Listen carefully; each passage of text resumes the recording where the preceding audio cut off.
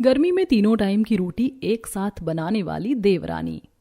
अरे बहू, शाम हो गई है, तू खाना बनाने में लगी हुई है, अभी तक खाना नहीं बना क्या? और कितना टाइम लगाएगी? देख, घर के सभी मर्द ऑफिस से आ गए हैं, सबको बहुत भूख लगी है, फटाफट हाथ चला। मम्मी, मैं तो कब का कॉलेज से आई हूँ, इतनी देर से कह रही हूँ भाभी को कि पहले मेरे लिए कुछ बना दो, लेकिन ये है कि कुछ सुन ही नहीं रही है। मेरा तो भूख के मारे सिर फटा जा रहा है, ऊपर से ये असाइनमेंट खत्म होने का नाम ही नहीं ले रहा। इनके चक्कर में तो खाना पीना भी भूल गई हूँ मैं। अरे मेरा बच्चा कितनी मेहनत करता है पढ़ने में। चल कोई बात नहीं, मैं खाना लगवा रही हूँ अभी। रेखा रसोई में जाकर देखती है, तभी पूजा कहती है, मम्मी जी मैंने सब बना दिया है, बस गरम गरम रोटियां उतार रही हूँ, उसके बाद खाना लगा देती हूँ। अरे तू उतार गरम गरम रोटियां, मैं लगाती हूँ खाना। इतनी देर में घर के सभी लोग हाथ धोकर डाइनिंग टेबल पर बैठ जाते हैं। पहले रेखा और पूजा सारा खाना टेबल पर लगाती है, फिर रेखा भी खाने बैठ जाती है। ये क्या भाभी, आपको पता है ना मैं चावल नहीं खाता, और इतनी कम रोटियां, आज हालत खराब करने का इरादा था क्या आपका? हाँ, तुझे तो रोज ही अलग आता है, दिन पर दिन कमजोर होती जा रही है ये। जब तुझे पता है घर में कोई चावल खाना पसंद नहीं करता तो चावल क्यों बनाए? मम्मी, रवि सुबह मुझसे कहकर गए थे कि उन्हें राजमा खाना है। अब राजमा बिना चावल के तो खाया नहीं जाएगा, इसीलिए मैंने चावल बना दिए। और फिर इतनी गर्मी हो रही है, इतनी देर तक रसोई में मुझसे खड़ा नहीं हुआ जाता। क्या यार, तुम भी खाना बनाते हुए कितने बहाने बनाती हो? ये भी नहीं देखती कि सब पूरे दिन कितने थके हारे घर आते हैं, और ऊपर से तुम्हारे खाने की ये हालत। सुनो, फटाफट रोटियां और बनाओ। रेखा का पूरा परिवार ज्यादा से ज्यादा रोटियां खाता है, अकेली बहू बनाने वाली और खाने वाला पूरा कुनबा। किसी को शर्म नहीं आती कि बहू पर तरस खा ले। अरे क्या हो गया, एक टाइम तो चावल भी खा सकते हो तुम लोग, कौन सी आफत आ जाएगी? और फिर रोटी भी तो बनाई है बहू ने, एक दो रोटी ले लेना। आप तो चुप ही हो जाओ, ऐसे बोल बोल कर इसे सर पर चढ़ाओगे क्या? पहले ही ये कम काम करती है। बहू जा और गरम गरम रोटियां सेक कर ला। चलो बच्चों तुम खाओ। इस पूरे घर में एक राजेश ही है जो पूजा की परेशानी समझता है, बाकी सब तो बस खाने पीने में लगे रहते हैं। बेचारी पूजा सोच रही थी कि आज चावल बन गए हैं तो रोटियां कम बनानी पड़ेंगी, लेकिन यहाँ तो किसी की चलती ही नहीं। अभी तो इतनी सारी रोटियां बनाकर बाकी थी। फिर से रसोई में लग जाती है, एक एक फूली हुई गर्म रोटी बनाकर सबको परोसती रहती है, और इसी में 9 बज जाते हैं। वाह भाभी, राजमा के साथ रोटी, मजा आ गया। गरम गरम रोटियां, पता ही नहीं चला कितनी खा ली। बहू, ये सब साफ करके तू भी खाना खा ले। बेचारी पूजा इतनी थक चुकी है कि उसका खाने का मन ही नहीं करता, ऊपर से वो पसीने में पूरी भीग चुकी है। पहले पसीना सुखा लूं, भूख तो बिल्कुल नहीं है, लेकिन खाना पड़ेगा वरना रात को नींद खराब हो जाएगी। पूजा अपने कमरे में जाकर एसी चलाकर बैठ जाती है। हाँ, इस गर्मी में तो बस एसी में बैठो और कुछ मत करो। हे भगवान, कितनी गर्मी है, ऊपर से इतनी सारी रोटियां, रसोई में तो चक्कर आने लगते हैं। थोड़ी देर एसी में बैठने के बाद पूजा को राहत मिलती है, फिर वो नहाने जाती है और करीब 10:30 बजे उसे खाना नसीब होता है। पूरा दिन काम करके वो इतनी थक जाती है कि बिस्तर पर लेटते ही उसे नींद आ जाती है। हर रोज की तरह पूजा सबसे पहले उठकर सबके लिए चाय नाश्ता बनाती है।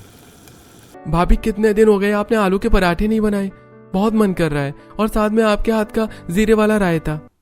देवर जी, अगर आपको आलू के पराठे खाने थे तो पहले बता देते, मैंने तो आलू उबाले ही नहीं। अरे आलू उबलने में क्या 4 साल लगते हैं, कुकर में डाल दे, 2 सीटी में उबल जाएंगे। बेचारी पूजा पहले से कुछ और बनाने की तैयारी कर रही थी, लेकिन घर वालों की फरमाइश पर पूरा मेन्यू बदल जाता है। वो दुखी मन से कुकर में आलू डालती है। भाभी, मेरे लिए तो सैंडविच बनाना। पूजा बिना कुछ कहे पहले आलू के पराठे बनाती है, फिर सैंडविच। सब लोग नाश्ता करते हैं, तब रवि कहता है, पूजा लाओ मेरा टिफिन तो दो, लंच पैक कर दिया होगा ना तुमने? और हाँ, मुझे लंच में पराठे नहीं चाहिए, मेरे लिए 2 रोटियां ही रखना। हाँ भाभी, मुझे भी। अरे तो आपने कहा था कि पराठे खाओगे, तो मैंने पराठे बनाए हैं।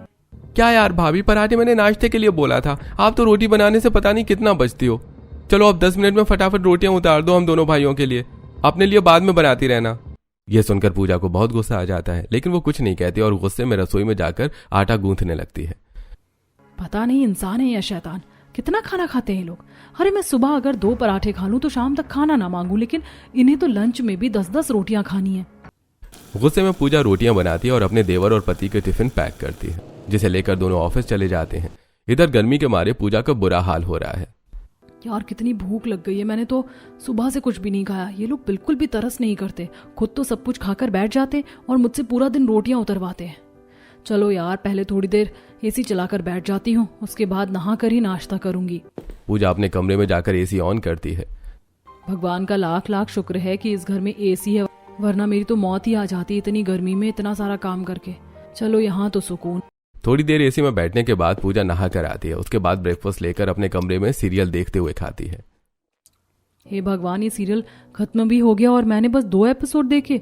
इस घर में खाना बनाने के अलावा मेरा तो किसी भी काम के लिए टाइम ही नहीं बचता। पूजा खाना खाते हुए सीरियल देख ही रही होती है कि तभी उसकी माँ का फोन आता है। नमस्ते मम्मी, कैसे हो आप लोग? पापा कैसे हैं? हाँ, सब ठीक है। तुझे तो हमारी याद आती ही नहीं, तो हमें भूल गई है। बस रहने दो आप लोग, मेरा मुंह मत खुलवाओ। ऐसे घर में शादी की है आपने मेरी, यहाँ पर लोग नहीं राक्षस रहते। अरे तंग आ गई हूँ मैं इन लोगों से। क्या हुआ बेटा, तू इतना गुस्सा क्यों है? तेरी सास ने कुछ कहा तुझसे? नहीं, कोई कुछ नहीं कहता, बस पूरा दिन मुझसे रोटियां बनवाते हैं। अरे इतनी गर्मी में कोई इतना खाना कैसे खा सकता है मम्मी? मेरे बस की बात नहीं है इतना काम करना। कोई बात नहीं बेटा, करना पड़ता है एडजस्ट ससुराल में। अच्छा चल, मैं रखती हूँ फोन, तेरे पापा आवाज लगा रहे हैं बाहर। इस तरह सविता फोन रख देती है और पूजा नाश्ता करने के बाद घर का बाकी काम करती है और करीब 12:30 बजे के आसपास कमरे में आकर लेट जाती है। एक तरफ पूजा है जो खाना बनाने से बहुत ज्यादा परेशान है, वहीं दूसरी तरफ काजल है जिसे खाना बनाना बहुत पसंद है। आज काजल ने बंद गोभी से मंचूरियन डिश ट्राई की है, जिसकी खुशबू लेते हुए उसके पिता आते हैं। अरे भाई, कितनी अच्छी खुशबू आ रही है। पूनम, क्या बना लिया आज? इस खुशबू ने तो मेरे पेट में खाने की इच्छा जगा दी है। तभी हाथ में कड़छी लिए सिर पर मास्टर शेफ की टोपी पहने हुए काजल रसोई से बाहर निकलती है। पापा, आज मैंने एक नई डिश ट्राई की है, वो मैं आपको अभी सर्व करती हूँ। काजल रसोई में जाकर अपने पापा के लिए मंचूरियन और उसके साथ गरम गरम फुलके लेकर आती है। साथ में रायता और सलाद भी होता है। इधर पूनम भी हाथ धोकर खाने के लिए बैठ जाती है। काजल के मम्मी पापा खाना शुरू करते हैं। काजल, खाने की खुशबू इतनी अच्छी आ रही है कि मन कर रहा है बस खुशबू ही लेती रहूं।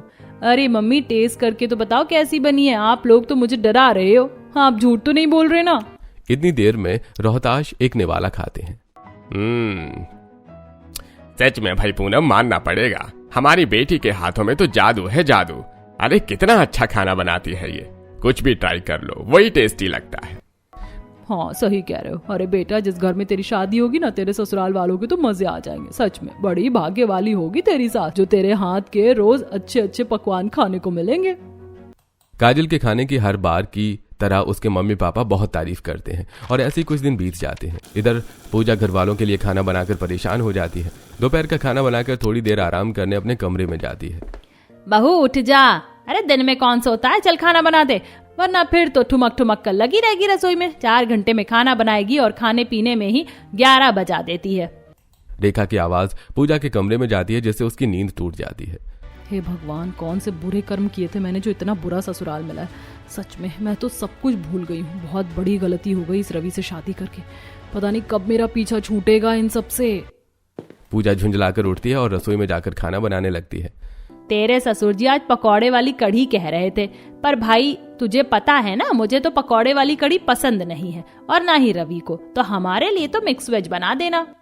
पूजा बेचारी चुपचाप इनकी फरमाइशें सुनकर पूरा करने लग जाती है। वो पहले दही को फेंट कर उसमें बेसन मिलाती है और कढ़ी का घोल तैयार करती है। इधर कढ़ाई में तेल चढ़ाकर पकौड़े तलने लगती है। गर्मी में कढ़ाई के सामने खड़े होकर पकौड़े तलते तलते वो पूरी पसीने से भीग जाती है और रोटी बनाने की हिम्मत ही नहीं रहती। बताओ कितने बेकार लोग हैं। कढ़ी के साथ पूरी दुनिया चावल खाती है, लेकिन यह है कि रोटी ही खाएंगे। पता नहीं कितनी रोटियां खाते।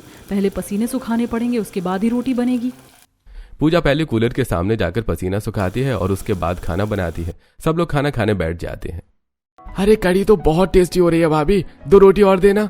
जैसी पूजा रोटी वाला पॉट देखती है तो वो खाली होता है। हे भगवान, इतनी सारी रोटियां बनाई थी मैंने, आप लोगों ने सारी खत्म कर दी, जबकि मैंने तो रोटी खाई भी नहीं है। पूजा, मैंने तुझे 1000 बार कहा है खाते हुए टोका नहीं करते।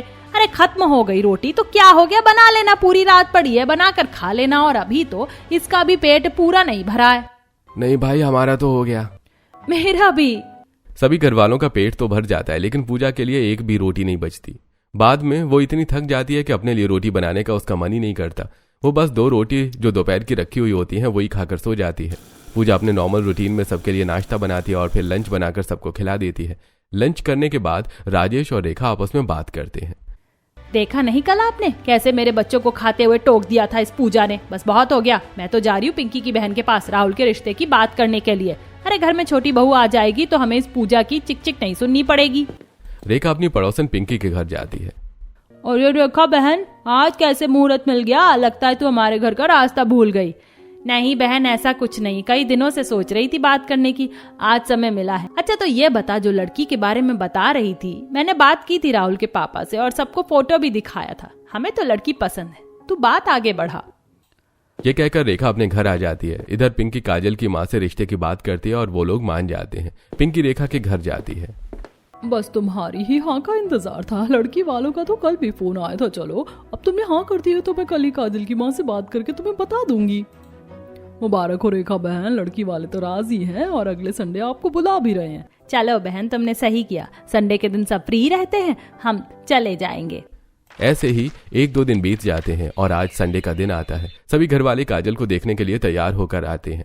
काजल को देखकर राहुल शर्मा कर नजर नीचे कर लेता है। बेटा शादी तुझे ही करनी है, देख ले ये है लड़की और ये सारा खाना इसी ने बनाया जिसकी खुशबू तुझे घर में कदम रखते ही आ गई थी। रेखा की बात सुनकर सब लोग हंसने लगते हैं। सभी घर वालों को काजल बहुत पसंद आती है। काजल ने बहुत सारा खाना बनाया होता है। सब लोग खाना खाते हैं। ये सारा खाना आपने ही बनाया है? हाँ जी, मैंने ही बनाया है। तभी पूनम बोलती है, बेटा मेरी बेटी को खाना बनाने का बहुत शौक है। यह सुनकर राहुल मुस्कुराने लगता है। अच्छा तो हमें इतना टेस्टी खाना रोज खाने को मिलेगा, वाह मजे आ गए। इस तरह सब लोग थोड़ी देर बात करते हैं और अगले हफ्ते ही शादी की डेट फिक्स करके वापस आ जाते हैं। शादी की तैयारियों में कब एक हफ्ता बीत जाता है पता ही नहीं चलता और आज राहुल और काजल की शादी हो जाती है। आज काजल का गृह प्रवेश है। पूजा, मैंने तुझे कितनी देर से कहा था कि आरती की थाली तैयार कर ले। अरे ये तो मेरी एक भी बात नहीं सुनती, पता नहीं कितनी कामचोर बहू है। मम्मी जी कर तो दी, ये रही आरती की थाली, उतार लो आरती, और ये रहे चावल। सारा काम मैंने किया है, फिर भी मुझे कामचोर बता रही हो। कोई बात नहीं, आ गई ना आपकी छोटी बहू, अब करा लेना उससे जितना मर्जी काम कराना है। काजल गृह प्रवेश के लिए दरवाजे के बाहर खड़ी होती है, लेकिन ये दोनों सास बहू आपस में लड़ने लगती हैं। अरे बहू को घर में अंदर तो आने दो। क्या रेखा, तुम भी छोटी छोटी बातों को लेकर बैठ जाती हो। इस तरह रेखा काजल का गृह प्रवेश कराती है। शिवानी काजल को उसके कमरे तक छोड़कर आती है। शादी की थकान सबको होती है, इसलिए सब अपने अपने कमरे में जाकर सो जाते हैं। काजल सुबह जल्दी उठकर पहले नहा लेती है और फिर अपने कमरे से निकलकर हॉल में आती है, जहां उसके सास ससुर बैठे होते हैं। नमस्ते मम्मी जी। नमस्ते पापा जी। काजल उनके पैर छूती है। मम्मी जी आज तो मेरी पहली रसोई है ना, तो मैं क्या बनाऊं? काजल की बात सुनकर साइड में खड़ी पूजा धीमी सी आवाज में कहती है, कुछ भी बना ले, ये राक्षस सब खा जाएंगे, इस घर में कैसा भी खाना नहीं बचता। दीदी आपने कुछ कहा? नहीं नहीं कुछ नहीं, मम्मी बता देंगी कि क्या बनाना है। तभी रेखा कहती है, बेटा तुझे तो वैसे भी सब बनाना आता है, वो भी इतना अच्छा अच्छा, तेरा जो मने वो बना लेना, बस मीठे में कुछ बना लेना। यह सुनकर काजल सीधे रसोई में आ जाती है और अपनी पसंद से खाना बनाना शुरू कर देती है। तभी पूजा वहां आती है। देवरानी जी थोड़ा संभल कर, अभी नए नए चाह में इन्हें सर पर बैठा लोगी। मैं बता रही हूँ ये खुश होने वालों में से नहीं है और 2-4 दिन में आप भी परेशान हो जाओगी। दीदी आप ऐसा क्यों कह रही हो? बेटा मेरा एक्सपीरियंस कह रहा है, बस तुम थोड़ा संभल कर रहना। ये कहकर पूजा वहां से चली जाती है। इधर काजल 3 घंटे लगातार मेहनत करने के बाद मटर पनीर, मिक्स वेज, मलाई चाप, रायता, सलाद, फुल्का, लच्छा पराठा और सिंपल रोटी बनाती है और डाइनिंग टेबल पर सर्व कर देती है। मीठे में उसने बेसन का हलवा बनाया है। सब लोग खाना खाने बैठते हैं। मजा आ गया आज तो खाना खाने में, बस ऐसा खाना रोज मिल जाए इंसान को, और क्या चाहिए।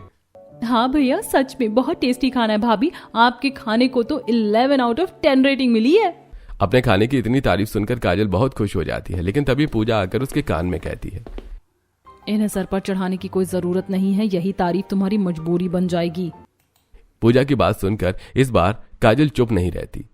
भाभी खाना बनाना मेरा शौक है, मजबूरी नहीं, और फिर अपने परिवार के लिए खाना बनाने में कौन सी प्रॉब्लम है?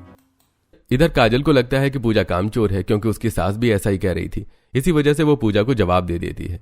ऐसे कुछ दिन बीत जाते हैं। घर के सभी लोग काजल की तारीफ करके उससे सारा काम करवाते हैं, लेकिन अभी वो घर में नई नई आई है तो उसे भी ये सब करने में मजा आ रहा है। एक दिन घर पर पड़ोसन पिंकी आती है। हाँ भाई रेखा, अब तो खुश है ना तू? अब तो शिकायत नहीं है, गरम गरम रोटियां मिल रही है ना टाइम पर। कहाँ है तेरी छोटी बहू, जरा बुला तो सही। हाँ भाई बहुत खुश हूँ मैं तो, सच में इतनी अच्छी बहू है मेरी, तीनों टाइम का खाना बनाती, इतनी जल्दी काम करती है, घर का सारा काम फटाफट निपटा देती है, मुझे तो पता भी नहीं लगता। पड़ोसन के सामने रेखा अपनी बहू की बहुत तारीफ करती है। वहीं पूजा भी होती है। ये सब सुनकर उसे बुरा लगता है और वो अपने कमरे में चली जाती है। इतनी देर में काजल पड़ोसन के लिए चाय और पोटैटो बाइट्स बनाकर ले आती है। पिंकी मेरी बहू बहुत ही टेस्टी खाना बनाती है, ले तू भी टेस्ट करके बता। पिंकी काजल के हाथ से बने पोटैटो बाइट्स खाती है और चाय पीती है। उसे भी बहुत पसंद आते हैं। वो तारीफ करके घर चली जाती है। इधर काजल भी लंच की तैयारियों में लग जाती है। ऐसे ही कुछ दिन बीत जाते हैं। एक दिन काजल सबके लिए डिनर लगाती है। सब खाना खाने बैठ जाते हैं। क्या यार भाभी, दोनों सब्जी ऐसी बनाई है जिन्हें मैं खाती ही नहीं, मेरे लिए कुछ और बना दो ना। आज सामान्य दिनों से भी बहुत ज्यादा गर्मी हो रही है। काजल खाना बनाते हुए वैसे भी परेशान हो गई थी। बीच बीच में पंखा चलाकर बैठ रही थी, लेकिन अब उसकी नंद को कोई सब्जी पसंद नहीं आई, तो वो बेचारी दुखी मन से रसोई में जाती है और उसके लिए आलू की सब्जी बनाकर लाती है। जैसे ही राहुल खाना शुरू करता है वो तुरंत बोलता है, काजल रायता बनाना भूल गई क्या? गर्मियों में रायते के बिना खाने का मजा ही नहीं आता। वो मेरे दिमाग से निकल गया, रुकिए मैं अभी बना कर लाती हूँ। काजल फिर से रसोई में जाती है। फ्रिज से दही निकालकर मिक्स वेज का रायता बनाती है और डाइनिंग टेबल पर लाकर रख देती है। तभी रवि कहता है, आज डाइनिंग टेबल पर सलाद नहीं दिख रहा है। ये तो छोटी छोटी चीजें हैं, तुम ध्यान रखा करो ना। काजल बेचारी फिर से रसोई में जाती है और सलाद काट कर लाती है। आज वो सच में बहुत ज्यादा थक गई थी। अब उसे समझ आ रहा है कि आखिर उसकी जिठानी क्यों घर वालों से खफा रहती थी और क्यों उसे कम काम करने के लिए कहती थी। लेकिन अब वो कर भी क्या सकती है। काजल इतनी ज्यादा थक गई थी कि वो पसीने में पूरी भीगी हुई थी। पहले थोड़ी देर एसी में बैठती है, फिर नहा कर आती है और उसके बाद खाना खाती है, जिसमें उसकी सारी भूख भी खत्म हो जाती है। वो इतनी ज्यादा थक चुकी होती है कि बिस्तर पर लेटते ही उसे नींद आ जाती है। अगली सुबह होती है, फिर वही काम। वो जल्दी जल्दी सबके लिए खाना बनाती है, लेकिन आज पूजा की तबीयत थोड़ी खराब है। डॉक्टर साहब क्या हुआ है पूजा को? 2-4 दिन से इसे काफी वीकनेस फील हो रही है और उल्टी भी आ रही है। सब कुछ ठीक तो है ना? अक्सर प्रेगनेंसी की हालत में ऐसा होता है। अगर वाइफ थोड़ी कमजोर है, आपको ज्यादा ध्यान रखना होगा और इनका बेड रेस्ट कराना होगा। डॉक्टर से प्रेगनेंसी की बात सुनकर सभी घर वालों के बीच खुशियों की लहर दौड़ जाती है। रवि डॉक्टर को बाहर छोड़कर आता है और वापस आकर कहता है, अरे पूजा, आज से तुम ज्यादा काम नहीं करोगी और गर्मी में रसोई में तो बिल्कुल नहीं जाओगी। पता लगा तुम चक्कर खाकर वहीं गिर गई तो? हाँ बिल्कुल रहने देना। वैसे भी अब तो हमारे काम करने वाली आ गई है, कोई जरूरत नहीं है तुम्हारी रसोई में जाने की। तुम बस अपना ध्यान रखो। पूजा की प्रेगनेंसी की खुशी काजल को भी होती है, लेकिन उसे बेड रेस्ट बता दिया गया है तो वो मन में सोचती है, अब तो सारा काम मुझे अकेले ही करना पड़ेगा। पहले तो दीदी भी काम कर देती थी। किसी तरह घर का सारा काम निपटाने के बाद काजल अपने कमरे में जाती है। तभी उसकी दोस्त का फोन आता है। काजल यार, तुम्हारी शादी ही तो हुई है ना, तुम कोई दूसरे ग्रह पर जाकर रहने लगी हो क्या? ना कॉल करती हो ना मैसेज। और कहाँ गायब हो मैडम? इंस्टाग्राम पर ना कोई पोस्ट ना रिप्लाई। तुम्हारे ससुराल में नेटवर्क नहीं आता है क्या? रिया की बात सुनकर काजल भारी मन से कहती है, क्या बताऊं यार, इंस्टाग्राम चलाए बिना भी इतने दिन हो गए, मुझे टाइम ही नहीं मिलता। मेरे ससुराल में इतने लोग हैं और काम करने वाली अकेली मैं। मेरी जेठानी भी प्रेग्नेंट है, उसे बेड रेस्ट बताया। सारा काम मुझे ही करना पड़ता है। ऊपर से मेरे ससुराल वाले तीनों टाइम गरम गरम रोटी खाते हैं। इतनी गर्मी में मुझे पता नहीं 3-4 बार आटा गूंथना पड़ता है। अरे यार, तू एक बार ही बनाकर रख दिया करना सबकी रोटी, क्यों बार बार परेशान होती है गर्मी में? इस तरह थोड़ी देर बात करने के बाद रिया फोन रख देती है। फोन करने के बाद काजल सोचती है, यार वैसे आइडिया बुरा नहीं है। अगर मैं सुबह एक साथ तीनों टाइम की रोटी बना दूं तो बाद में सिर्फ सब्जी बनाकर खिला दूंगी, इससे मेरा टाइम भी बच जाएगा। रिया के बाद से काजल को नया आइडिया आता है और अगली सुबह उठते ही वो यही फंडा अपनाती है। काजल थोड़ी जल्दी उठती है, पहले नाश्ता बनाती है और सुबह के समय ही एक साथ तीनों टाइम की रोटियां बनाकर उन्हें गरम गरम ही अच्छे से 2 रूमाल में लपेट कर ऊपर पानी के छींटे डालकर रख देती है। ये रोटियां तीनों टाइम तक नरम रहेंगी और मैं सब्जी के साथ घर वालों को परोस दूंगी। काजल को एक साथ इतनी रोटी बनाने में थोड़ा टाइम तो लगता है, लेकिन कम से कम वो बार बार रसोई में खड़े होने से बच जाती है। आज वो थोड़ी फ्री है। आज उसने अपने ससुराल में आकर पहली बार शांति से फोन चलाया है और सीरियल भी एंजॉय किया है। करीब 12 बजे के आसपास वो सो जाती है। तभी 1:30 बजे रेखा उसे उठाती है। अरे दिन में इतना कौन सोता है, चल उठ जा, लंच का टाइम हो गया है। काजल 30 मिनट में उठकर सब्जी बना देती है और रोटियों को माइक्रोवेव में गर्म करके सभी घर वालों को सर्व कर देती है और किसी को पता भी नहीं चलता कि ये रोटियां सुबह की बनी हुई हैं। ये सब देखकर अब काजल रोजाना ऐसा ही करने लगती है। वो सुबह के समय ही सारी रोटियां बनाकर रख देती है और बाद में सब्जियों के साथ सबको सर्व कर देती है। एक दिन काजल छत पर पानी डाल रही थी और गाना गुनगुना रही थी। तभी सामने वाली पड़ोसिन की नजर काजल पर पड़ती है। अरे तुम ही हो क्या रेखा आंटी की छोटी बहू जिसकी तारीफ पूरे मोहल्ले में होती है? निकिता की बात सुनकर काजल वहीं से हाथ जोड़कर नमस्ते करती है। हाँ दीदी, मैं ही हूँ। सुना है तुम बहुत अच्छा खाना बनाती हो। हाँ बस बना लेती हूँ घर वालों के लिए। इस तरह छत से ही निकिता और काजल बात करते हैं। थोड़ी देर में काजल भी पौधों को पानी देने के बाद नीचे आ जाती है और निकिता भी कपड़े लेकर अपने घर चली जाती है। ऐसे कुछ दिन बीत रहे होते हैं। काजल को इतना फ्री देखकर पूजा को बहुत हैरानी होती है।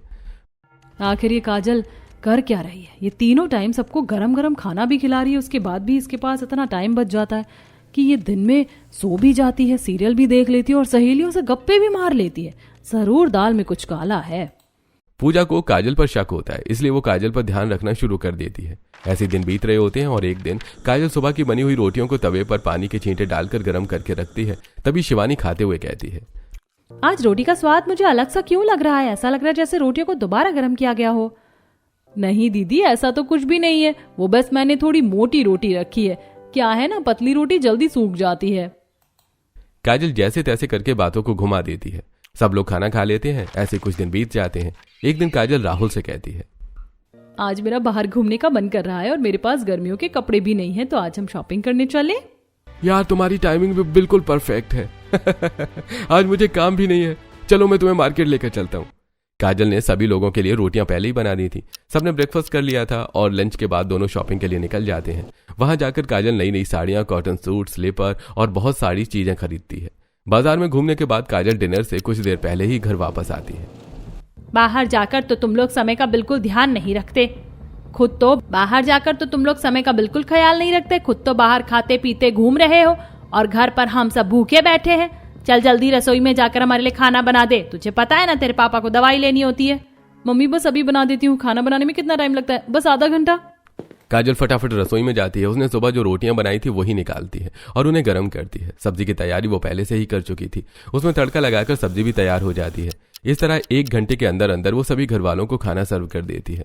सब लोग खाना खाते हैं और किसी को पता भी नहीं चलता कि सुबह की बनी हुई रोटी खा रहे हैं। लेकिन पूजा को बड़ी हैरानी होती है। अभी तो मैडम मार्केट से आई थी और 1 घंटे में इतना सारा खाना बना लिया। आखिर ये चल क्या रहा है? ऐसे कुछ दिन बीत जाते हैं। एक दिन पूजा घर के बाहर खड़ी होती है। तभी पिंकी कहती है, पूजा, अब तो तुम खुश हो ना? वरना तुम्हें बड़ी परेशानी थी गर्मी में 3 टाइम की रोटी बनाने में। अब तो तुम्हारी देवरानी सारा काम कर लेती है। हाँ चाची, मैं बहुत खुश हूँ। ये कहकर पूजा अंदर आ जाती है। ऐसे कुछ दिन बीत रहे होते हैं। काजल अब 3 टाइम का खाना भी बना लेती है। उसे बार बार नहाना भी नहीं पड़ता और वो अपनी मम्मी दोस्तों से खूब बातें करती है। उसे बाहर आने जाने का भी समय मिल जाता है। एक दिन राहुल के पास काजल के पापा का फोन आता है। अरे जमाई साहब, आप तो हमें भूल ही गए। कभी इधर भी चक्कर लगा लो। वैसे भी तुम्हारी मम्मी की तबीयत खराब है और तुम्हें याद कर रही थी। और बेटा, काजल को भी लेते आना। जी पापा, वो थोड़ा काम के चक्कर में टाइम नहीं मिल पाता, लेकिन कल संडे है तो हम दोनों जरूर आ जाएंगे। राहुल ये सारी बातें जाकर काजल को बताता है। सरला और राजेश भी वहीं बैठे होते हैं। हाँ बेटा, सही कह रहे हो। बहू भी कितना कम जाती है अपने मायके। तुम दोनों कल मिलाना। इस तरह काजल और राहुल का मायके जाने का प्लान बन जाता है। अगली सुबह होती है। काजल सबके लिए पहले नाश्ता बनाती है और वहीं 3 टाइम की भी रोटियां एक साथ बनाकर रख देती है। मम्मी, मैंने नाश्ता बना दिया है, आप सब लोग खा लेना और मैं लंच के टाइम से पहले आ जाऊंगी। ये कहकर काजल और राहुल चले जाते हैं। देखा कितनी संस्कारी बहू है मेरी, कितना ख्याल रखती है सबका। उसे पता है ना कि तुझे काम नहीं करना, इसीलिए पहले ही नाश्ता बना कर गई है। संस्कारी बहू का तो मुझे कुछ और ही चक्कर लग रहा है। इसका पर्दाफाश तो मैं करके रहूंगी। पूजा अपने कमरे में चली जाती है। सुबह से दोपहर हो जाती है, लेकिन राहुल और काजल अभी तक घर नहीं लौटते। अरे देखा, तुम ही बना लो आज खाना। मुझे बहुत भूख लग रही है। तुम्हें पता है ना, खाली पेट रहने से मेरे सिर में दर्द हो जाता है। मेरे तो घुटनों में बहुत दर्द हो रहा है। पूजा बहू, तू ही कुछ हल्का सा बना दे रसोई में जाकर। सबको भूखा देखकर पूजा गुस्से में उठती है और रसोई में जाती है। वो पहले सब्जी बनाती है, लेकिन जैसे ही वो रोटी वाला हॉट पॉट उठाती है वो उसे बहुत भारी लगता है। अरे ये इतना भारी क्यों है? अभी तो किसी ने खाना भी नहीं बनाया। पूजा हॉट पॉट खोलकर देखती है तो उसमें बहुत सारी रोटियां रखी होती हैं। काजल ने रोटियों को डबल रुमाल में लपेट कर रखा होता है और ऊपर से पानी के छींटे भी लगाए होते हैं।